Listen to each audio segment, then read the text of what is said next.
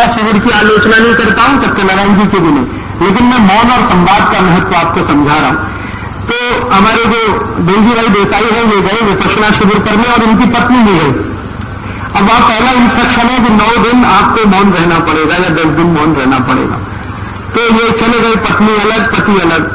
और तीसरे दिन तो बेलजी भाई ने कहा कि मुझे लगा मैं पागल हो जाऊंगा, भागे वहां, पत्नी भी भागी होगी। तो उन्होंने कहा कि यहां रह के पागल होगा, उससे अच्छा घर में लड़ मर के पागल हो जाए। उसके बाद उन्होंने कभी उधर मुंह नहीं किया। तो मैं कहना ये चाहता हूं कि ये जो मौन है ना, वो अपने काम के लिए नहीं है, ये तपस्वी लोगों के लिए, ऋषियों के लिए, मुनियों के लिए, जिनको कुछ दूसरे किस्म की साधनाएं करनी है, उनके अपने लिए तो संवाद है। और आप देख लो इस बात को कि जिस घर में संवाद जितना ज्यादा होगा, उस घर के तनाव उतने कम होने वाले हैं। वो संवाद भले फालतू का हो या बेफालतू का, इसका कोई मतलब नहीं। बेकार की बातें भी आप कर सकते, जरूर करिए। कभी कभी गप्पे मार सकते, मारिए, गप्पों का कोई अर्थ नहीं होता, लेकिन फिर भी आप मारिए। लेकिन उससे क्या होता है ना, जो संप्रेषण है वो महत्व का है। और हम तो बिना संवाद किए रह नहीं सकते। जैसे मैं उदाहरण दूं, हम बाजार जाते, ठीक है, और कोई एक दुकान में चले गए। अब दुकान में आप कभी एक ऐसी दुकान में जाओ जो डिपार्टमेंटल स्टोर टाइप की है, जहां पे हर सामान रखा हुआ है, उसकी कीमत वहां पे चिपकी हुई है और कोई है नहीं वहां, कोई नहीं है, सामान रखा हुआ है, कीमतें लगी हुई है, ये फलानी चीज इतने रुपए की, ढिमाकी चीज इतने रुपए की, उठाओ टोकरी में डालो, बिल बनवाओ, निकल आओ। एक तो ऐसी दुकान है। और एक ऐसी दुकान है जहां हर काउंटर पर एक कोई खड़ा है, चाहे कोई भाई खड़ा है, चाहे कोई बहन खड़ा है, और उसने भी लिख रखा है कि देखो ये चीज इस रुपए की। तो आपको कुछ ना कुछ करने वाले हैं। आपको लिखा है तौलिया 20 रुपए की, रेट फिक्स है, फिर भी अरे भाई 18 में दोगे क्या? अब ये जो आपने कहा कि 18 में दोगे क्या, भले वो नहीं देगा, आप 20 में ही लाओगे, लेकिन वो संवाद करने का खोजा आपने रास्ता। रह ही नहीं सकते आप बिना संवाद के, रह ही नहीं सकते। अब भाजी वाला है, वो चिल्ला चिल्ला के बेच रहा है, टमाटर 10 रुपया किलो, टमाटर 10 रुपया किलो। हमने 20 बार सुन लिया, फिर भी यार 8 रुपए किलो देगा क्या? अच्छा 8.5 दे रहे हैं, लगा दे भाई, नहीं 9 रुपए ले लेना, अरे 9.25 रुपए ले लेना। आप उससे मगजमारी कर रहे हो आधा घंटे, वो आपको मजा दे रहा है इसलिए कर रहे। भले आप 10 रुपए किलो में टमाटर खरीद। एक रिक्शा वाला है, मान लो रिक्शा चलाता है, उसका रेट फिक्स है कि 5 किलोमीटर 10 रुपए मिलेगा, फिर भी आप उसके साथ मोल भाव करते हो कि नहीं करते? क्यों करते हो? संवाद के लिए। कोई लोग ये कहते हैं कि हम कंजूस है, कंजूस नहीं है। भाई बिना संवाद के हम रह नहीं सकते, प्रॉब्लम अपनी है, इसलिए हम उससे बातें कर रहे हैं। वो चाहे रिक्शा वाला हो, चाहे तांगे वाला हो, चाहे सब्जी बेचने वाला हो, चाहे तौलिया बेचने वाला हो, या कुछ भी बेचने वाला हो, हमें तो उससे संवाद करना ही है। क्योंकि बिना संवाद के व्यक्ति का संबंध बनता नहीं, और व्यक्ति का संबंध न बने तो ये प्रकृति से जुड़े कैसे आप? जब सबको कुटुंब मान के आप चल रहे हैं तो किसी से जुड़ाव तो हो, तो जुड़ाव होगा कैसे? वो तो संवाद से ही हो सकता। किसी अनजाने आदमी से कैसे जुड़ेंगे आप? बिना बोले जुड़ सकते? सवाल ही नहीं उठता। हर अनजाने आदमी से आप जुड़ेंगे तो बोलकर जुड़ेंगे, और बोलने में संवाद तो आने वाला है। तो मैं कहना यह चाहता हूं कि अपने परिवारों में अभी क्या हुआ है, संवाद धीरे धीरे कम हो गया। ये जो हमारे कार्यकर्ता हमको शिकायत करते, राजीव भाई हमारी पत्नी मदद नहीं करती, हमारे बच्चे मदद नहीं करते, सब कार्यकर्ताओं के घरों में एक और एक प्रॉब्लम है, संवाद की कमी। संवाद करते नहीं, कुछ भी करके आएंगे बाहर, कभी घर में आकर नहीं बताएंगे हमने आज क्या किया। पत्नी पूछेगी 10 बार, अरे क्या किया क्या किया, फिर भी नहीं बता, अरे तेरे काम की चीज है बताएं क्या किया। अब जब आप ये मान ही लेते हो कि उसके काम की चीज नहीं है, तो फिर भले आप काम की चीज करो तो वो होने वाली नहीं, सहयोग मिलेगा कैसे आपको? भले आपने दुनिया में तोप चलाई, घर आके बता तो दो कि मैं आज तोप चला के आया, मैंने 10 लोग मार डाले, बताओ तो सही, संवाद तो करो। और आप तो संवाद ही नहीं करोगे तो फिर तो गड़बड़ होने वाली। तो मेरे कार्यकर्ता जो मुझे ये शिकायत करते हैं कि परिवार का सहयोग नहीं मिलता, उसका एक ही कारण है कि हमारे परिवार में परिवार के संबंधियों के साथ संवाद बहुत कम है, और वो कई स्तर से कम है। एक स्तर जैसे ये है कि आप कहीं गए, आपने बताया नहीं आप कहां गए, बस हो गया किस्सा खत्म। आप कहीं जा रहे हैं, भले आप 5 मिनट के लिए घर के बाहर जा रहे हैं, लेकिन आपने बता दिया कि मैं पोस्ट कार्ड खरीदने जा रहा हूं, तो ये संवाद ही तो हुआ आपने तो बस जुड़ाव हो गया। हर क्षण जुड़ाव चाहिए आदमी को, और आपने बताया नहीं, आपने तो मौन धारण कर लिया, अब आप कहीं चले जाएं, भले कितना भी महत्व का काम करके आए, लेकिन आपका संवाद हुआ नहीं है, तो उस काम का घर वालों के लिए कोई मतलब नहीं है, वो कितना ही बड़ा काम आप करें। अब उनके लिए जब उस काम का कोई मतलब नहीं है तो बेकार है आपका सब काम, आप प्रेषित ही नहीं कर पाते। कम्युनिकेशन में बहुत लैकिंग है, और ये भी एक अहंकार, बस और कुछ नहीं। हम क्यों बताएंगे, और क्यों बताएं, क्योंकि हम तो मालिक हैं इस घर के। अब वही गड़बड़ है, मालिक नहीं है भाई, आप इस घर के ट्रस्टी हैं। भगवान ने ये घर आपको थोड़े समय के लिए दिया है, हमेशा ये रहने वाला नहीं है आपके पास। मैंने आपसे कहा कोई सगा संबंधी हमेशा आपके साथ नहीं रहने वाला, कोई वस्तु आपके साथ नहीं रहने वाली, आपका शरीर आपके साथ रहने वाला नहीं, तो मालिक कैसे हो गए? मालिक तो आप तब हुए कि कोई चीज हमेशा आपके कंट्रोल में रहे। ये शरीर तक आपके कंट्रोल में नहीं रहेगा थोड़े दिन के बाद, फिर आप मालिक कैसे मानते हैं अपने आप को? तो जब हमारे मन में ये मालिकियत का भाव आता है कि ये परिवार के तो सब मुझसे छोटे हैं, क्योंकि मैं इनकी जीविका चलाता हूं, मैं इनका मालिक हूं, बस वहीं गड़बड़ हो जाती है और वहीं से संवाद टूटता है। संवाद जहां टूटेगा वहां पर बेरुखी आएगी, और वो बेरुखी धीरे धीरे बढ़ती चली जाएगी, और कोई दिन गुस्से में फटेगी, आपके घर में टूटने की नौबत आ जाएगी। दुनिया का कोई वकील, कोई जज आपको नहीं बचा पाए। मेरे मित्र हैं बंबई में, ये फैमिली डिस्प्यूट सुलझाते हैं जज हैं, वो कहते हैं कि समझ में नहीं आता मैं क्या करूं। तो मैंने कहा कानून की किताब के आधार पर ये नहीं हो सकता, आप बस इतना करो कि पति पत्नी को कहो कि थोड़ा अहंकार कम करके एक दूसरे से क्षमा मांगना शुरू कर दें, एक दूसरे की प्रशंसा करना शुरू कर दें, घर टूटने से अपने आप बच जाएगा। और वो कहते यही नहीं होता, वो अपना वकील लेके खड़ा ही, अपना वकील लेके खड़ा, उसका वकील ये तुरंत का, उसका वकील ये तुरंत, बस गया परिवार उसमें। तो वहां तक नौबत नहीं आए तो उसके लिए ये बहुत सरल है।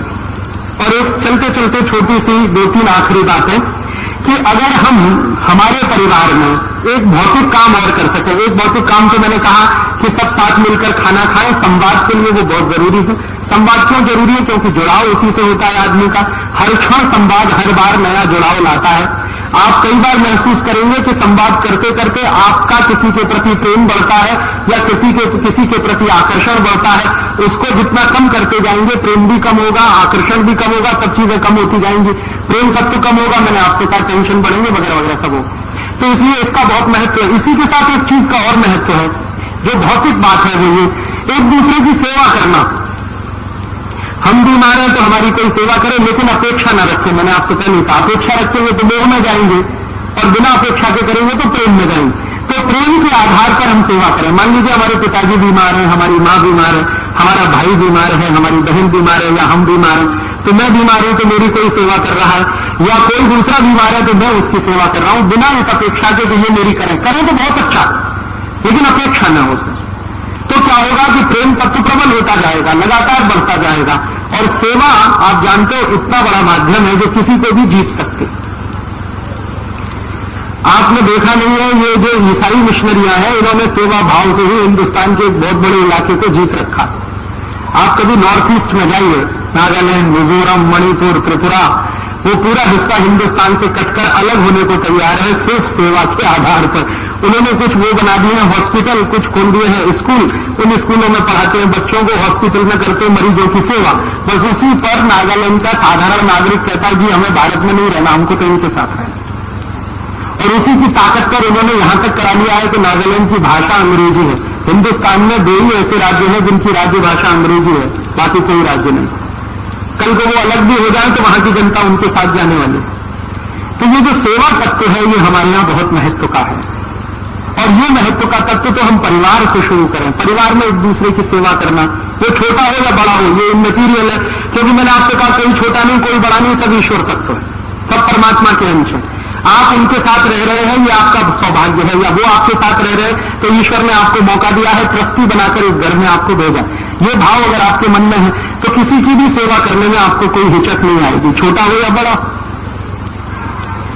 तो अगर आपने भौतिक रूप से ये सेवा करना, भौतिक रूप से संवाद करना, एक साथ मिलकर भोजन करना, एक साथ मिलकर बातें करना, ये कुछ छोटी छोटी भौतिक बातें करना शुरू कर दिया, आप बहुत सारे तनाव, बहुत सारे टेंशन, बहुत सारे परिवार के क्लेश, झगड़े सब मिट जाएंगे। मैं कहना ये चाहता हूं कि झगड़े सभी परिवार में होते हैं, कलह सभी परिवार में होती है, क्लेश सभी परिवार में होता है, कोई ऐसा परिवार दुनिया में नहीं होगा जहां झगड़े ना हो, क्लेश ना हो, कलह ना हो, लेकिन उसको कम करना, उसको समाप्त करना ये हमारे हाथ में है, ये हमारे कंट्रोल में है। हम थोड़े व्यवहार के परिवर्तन से इन सब चीजों को बहुत आसानी से कंट्रोल कर सकते हैं। चलते चलते एक छोटी सी बात और, आजकल हमारे यहां परिवार अगर चलाना है तो कर्तव्य भाव से चलेगा। अभी हमारे देश में एक गड़बड़ हो गई और वो गड़बड़ ये हो गई कि एक संविधान आ गया हमारे देश में, जो हमारी इच्छा से नहीं बना है। ये बिल्कुल सही बात है। We the people of India, ये सबसे बोगस बात है जो लिखी हुई है, क्योंकि हमने कभी आत्मार्पित नहीं किया। 300 लोग थे जिन्होंने इसको बना दिया और उन्होंने घोषित कर दिया कि ये हो गया। अब उसमें गड़बड़ी जो हो गई है, मूल में भूल वो ये हो गई है कि जो कुछ उसमें है वो अधिकार प्रधान है, कर्तव्य प्रधान कुछ है ही नहीं। पूरे संविधान आपको ये अधिकार, आपको ये अधिकार, आपको ये अधिकार, आपको ये अधिकार, आपको ये मौलिक अधिकार, आपको वो मौलिक अधिकार, कर्तव्य भाव उसमें नहीं है। एक जगह है बस पूरे कॉन्स्टिट्यूशन में, आर्टिकल 51, बस उसके बाद कहीं कुछ नहीं है। और अधिकारों को निकालूं तो 20वां आर्टिकल है। तो ये जो अधिकार प्रधान हमने बनाया अपने संविधान को, तो सरकार भी पूरी तरह से अधिकार प्रधान है। सरकार को ये अधिकार है, सरकार को ये अधिकार है, सरकार को ये अधिकार है, सरकार को ये अधिकार है। कर्तव्य क्या है? वहां पे ठन गोपाल। तो मैं कहना यह चाहता हूं कि अपने देश का संविधान और ये जो सरकार है ना, ये बिल्कुल उल्टी दिशा में है। कारण उसका यह है कि ये सब कुछ अधिकार प्रधान व्यवस्था में है। अपना परिवार अधिकार प्रधान व्यवस्था में नहीं चल सकता। परिवार चलेगा कर्तव्य प्रधान व्यवस्था से। परिवार में हम अधिकार से ज्यादा कर्तव्य की बात सोचें। मेरा ये कर्तव्य है, मेरा ये कर्तव्य है, मेरा ये कर्तव्य है, मुझे ये करना है, पति का ये कर्तव्य है, पत्नी का ये है, बेटे का ये है, बेटी का ये है, मां का ये है, पिता का ये है, भाई का ये है, बहन का ये है। सब अपने कर्तव्य भाव से प्रेरित रहे तो परिवार बहुत अच्छे से चलता है। अगर अधिकार भाव से आपने बात करनी शुरू की तो बंटवारे होते। दो भाई जो एक ही मां से पैदा हुए हैं वो क्यों बचते हैं? 4 भाई जो एक ही मां से पैदा हुए हैं, एक ही तरह का जेनेटिक मटीरियल उनके पास है, वो आपस में झगड़े क्यों करते हैं? संपत्ति का बंटवारा क्यों करते हैं? अधिकार भावना से। मेरा अधिकार इतनी संपत्ति पर, तेरा अधिकार इतनी संपत्ति पर, मेरे हिस्से में इतना, तेरे हिस्से में इतना। तो ये जो अधिकार भावना आई है, ये अंग्रेजों की लाई हुई है हिंदुस्तान में। अगर अंग्रेज नहीं आते तो हिंदुस्तान के समाज में ये अधिकार भावना नहीं होती।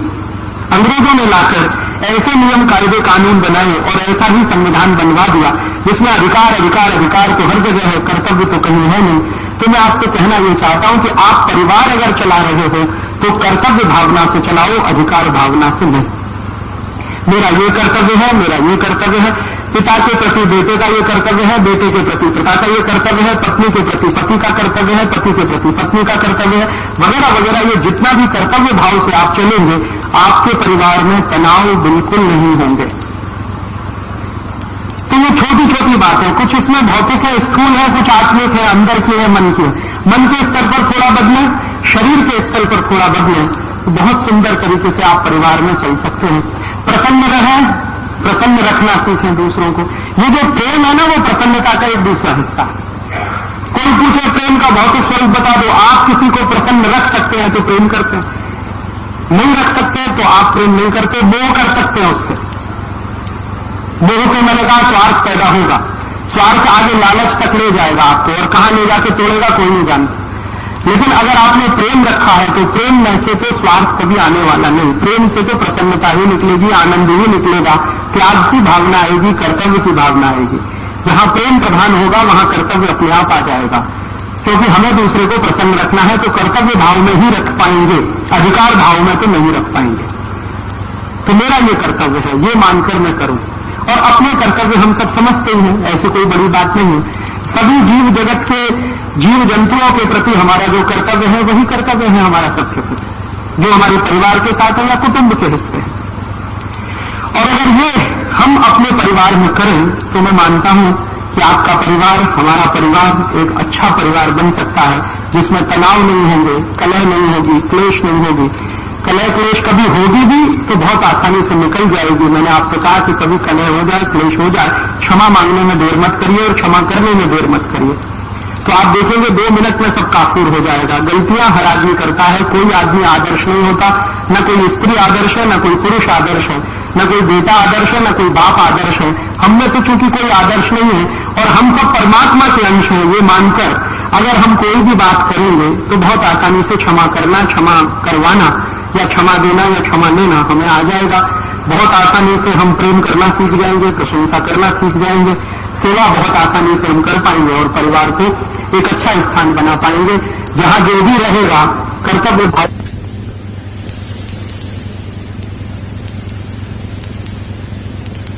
एक छोटी सी बात ये कहना चाहता हूं कि मैं ये जो कह रहा था ना परिवार में, ये मैं आपको एक गहरी बात कहना चाहता हूं, मुझे याद आ गई तो मैं कह दूं कि एक बार मैं एक बड़े संत से बहस कर रहा था। अब उनका नाम नहीं बताऊंगा मैं आपको क्योंकि उसके दूसरे कारण। तो मैं उनसे बहस कर रहा था, बहस इस बात पे कि आप कहते हो मोक्ष है, मोक्ष है, मोक्ष है, आप मुझे मोक्ष ले जा सकते हैं क्या?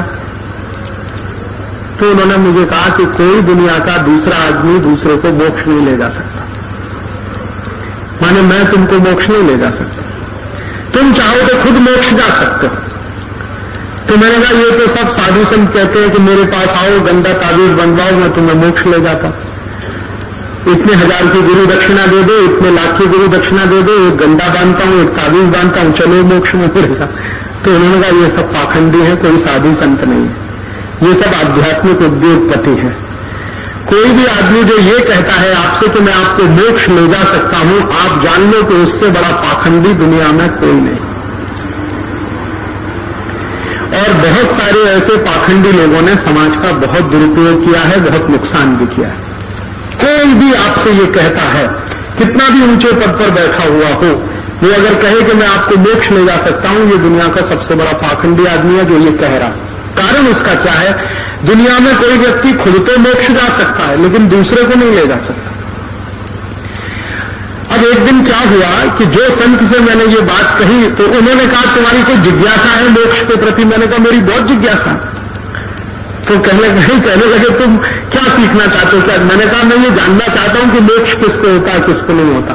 तो उनका अच्छा कैसा करो, वेद पढ़ लो। तो मैंने कहा पूरे वेद पढ़ूंगा तो तकलीफ है, इतना समय कम है। तो मैंने कहा अच्छा मैं तुमको कुछ हिस्से वेद के बता देता हूं, तुम पढ़ लो। तो मैंने फिर कुछ पढ़ा, उनके सानिध्य में रहते, संस्कृत थोड़ा बहुत सीख के फिर पढ़ा। तब मेरे समझ में आया एक बहुत सुंदर बात हमारे वेदों में कही गई है, जो त्रिविध दुखों से मुक्त हो जाए और दूसरे को दुखों से मुक्त कराए वही मोक्ष जाता है। अब त्रिविध दुख क्या है? दैहिक, दैविक और भौतिक।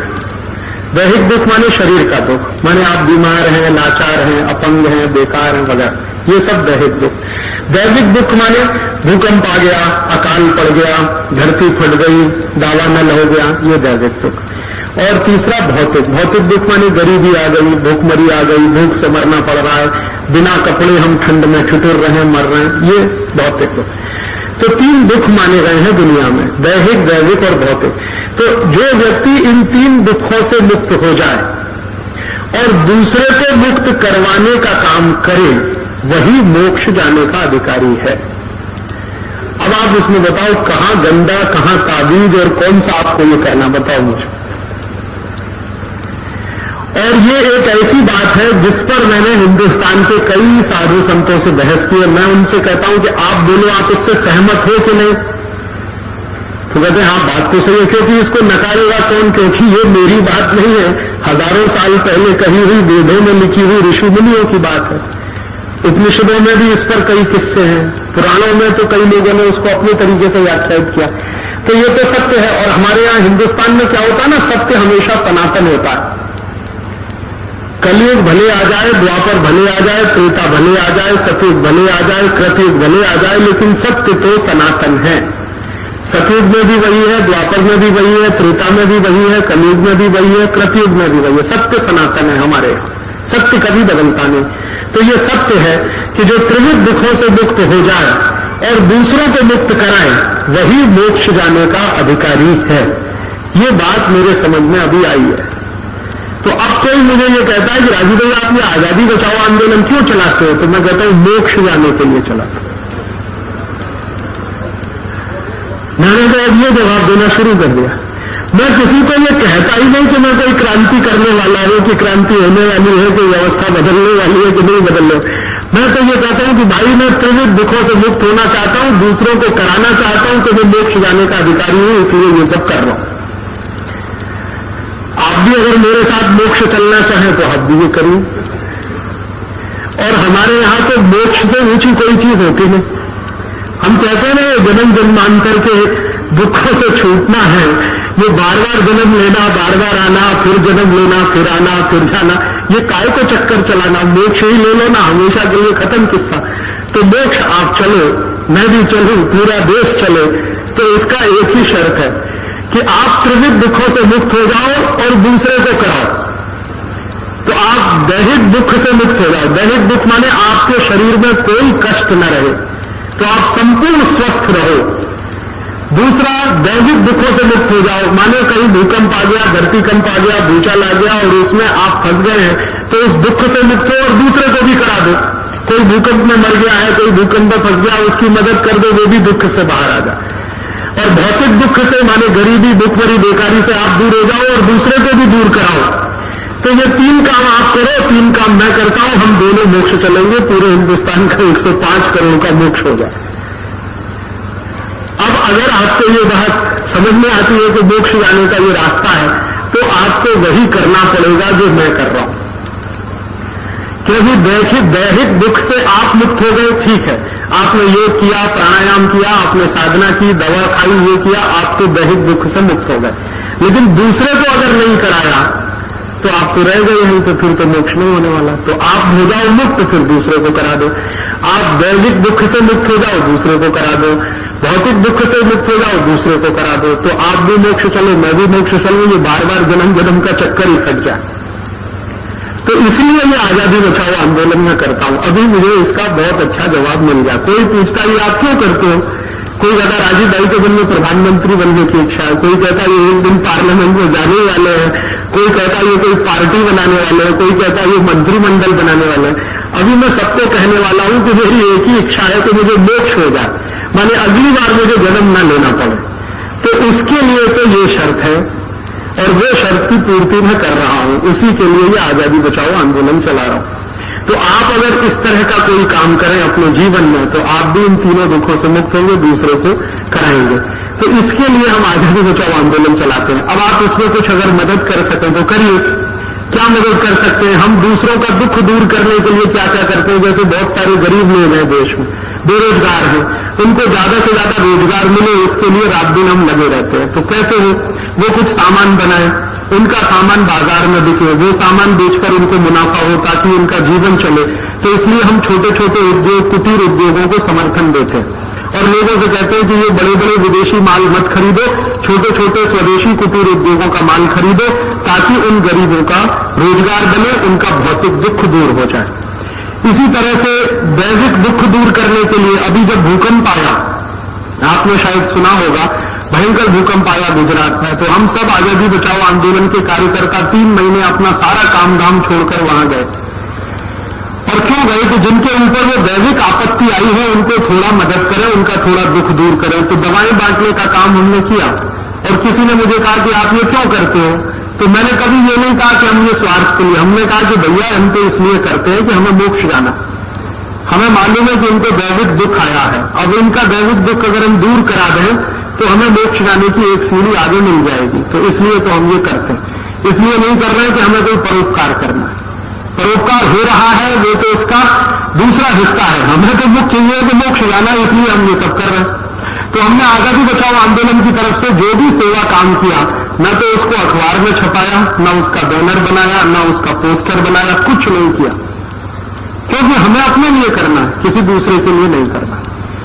तो अगर आप ऐसे कुछ काम अपने हाथ में ले लें जिनसे आप ये दूसरों के दुखों को दूर करा सकें, और मैं मानता हूं कि जो मनुष्यता है या जो इंसानियत है तो इसी बात से नापी जाती है कि आप अगर दुखी नहीं है तो दूसरे को भी दुखी न होने दें, उसी में आपकी मनुष्यता और इंसानियत झलकती है। तो अगर आप ऐसे काम में हमारी कुछ मदद करेंगे तो आप भी इस मोक्ष जाने के रास्ते पर चल सकेंगे, ये निवेदन मेरा है। तो आजादी बचाओ आंदोलन का जो काम है उस काम का आप मदद करें। ज्यादा से ज्यादा स्वदेशी सामान खरीदें, छोटे छोटे उद्योगों के सामान खरीदें ताकि उनका दुख दूर हो। देश का पैसा विदेश में न जाने दें ताकि देश को कर्ज न लेना पड़े, फिर हमें दूसरे दुख में न फंसना पड़े। कहीं कोई प्राकृतिक आपत्ति आ जाए तो तुरंत सेवा के लिए दौड़ पड़े ताकि आप जो दुख से गुजर चुके हैं या नहीं गुजरना चाहते हो दूसरा ना गुजरे। ऐसे ऐसे छोटे छोटे काम। तो आप जब यहां से जाएंगे तो नीचे एक स्टॉल लगा हुआ है, उस स्टॉल पर छोटे छोटे गरीब कारीगरों द्वारा बनाई गई कुछ वस्तुएं रखी हुई हैं। कोई दंत मंजन है, कोई खादी के कपड़े हैं। 10-12 गरीब कार्यकर्ता हमारे सेवाग्राम आश्रम में खादी बनाते हैं और वो खादी के कपड़े यहां पर आए हैं। आप अगर उनको खरीदेंगे तो कुछ 10-11 जो गरीब कार्यकर्ता हैं उनका भौतिक दुख आप दूर कर सकेंगे और वो भौतिक दुख आपने दूर किया तो उनके लिए एक रास्ता खुलेगा और आपके लिए भी एक रास्ता खुलेगा। ऐसे ही कई कार्यकर्ता हमारे पुस्तकें बनाते हैं, कैसेट बनाते हैं प्रचार के लिए। अगर आप वो ले सकेंगे तो बहुत अच्छा है। कुछ कार्यकर्ता अखबार छपाते हैं, उन अखबारों में ये सब खबरें आती हैं कि हम कहाँ क्या कर रहे हैं। वो अखबार के अगर आप मेंबर बन सकेंगे तो ये उनके लिए एक रास्ता खुलेगा। तो आप मदद रूप साबित हों ऐसे लोगों के जो कुछ ना कुछ दुख में फंसे हैं, बेरोजगारी के कारण, गरीबी के कारण, भुखमरी के कारण। तो ऐसे ही गरीब बेरोजगार लोगों की गरीबी बेकारी दूर करने के क्रम में हम ये सारा काम करते हैं स्वदेशी का। उस काम में आप भी सहयोग करेंगे तो शायद हम और आप एक ही पथ के अनुगामी बन सकेंगे और कोई बड़े उद्देश्य को हासिल कर सकेंगे। इतना ही कहकर आप सबका बहुत आभार, धन्यवाद। आपने बहुत शांति से सुना। बहुत